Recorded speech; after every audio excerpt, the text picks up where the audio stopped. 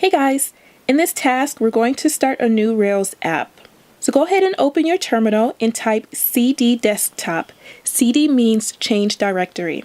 Now by changing your directory to your desktop and starting a new Rails project, your app will be placed on your desktop, which in my opinion is the easiest place to find it. Now let's type in Rails space new space your app name, whatever you want to name it. I'm going to name mine landing space dash dash skip dash spring space dash d space Postgresql. Now we're going to use the database of Postgresql instead of the default of SQLite because this is the database we're going to use once we deploy our app to Amazon AWS. Once everything has been created, we're going to change directory into our new Rails app. Now we need to create our database, username, and password. So go ahead and type create user space dash dash create db space dash dash login space dash capital P space and the name of your app. Now you need to enter in your password twice. Whatever password you want to choose, enter it twice. Now let's create our database by running bundle space exec space rails space db :create.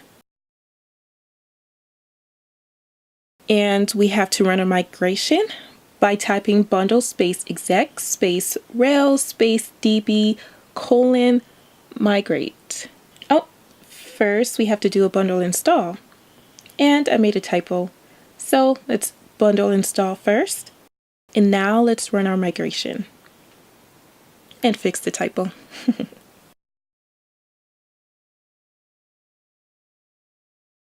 Okay, so let's go ahead and start our server by typing in Rails space S. That means Rails server. And press enter.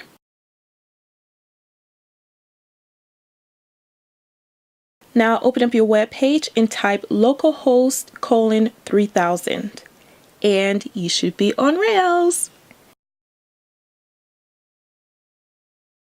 Now to stop your server, open your terminal and hit Control-C. Now we're going to make a new page on our Rails app called Index. So in your terminal, type Rails G controller, pages, index, and now we're going to skip the style sheets and JavaScripts. Don't worry, we're going to take care of all of that once we start designing our landing page.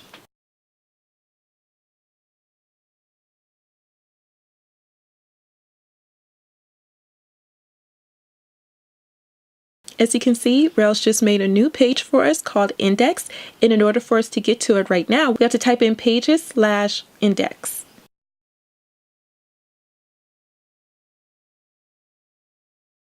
Oops, I forgot to start the server. Now go back down to your terminal and type in Rails S. Wait for it to load a bit. And refresh the page. There we go. Now go back into your project and go down to config and routes.rb.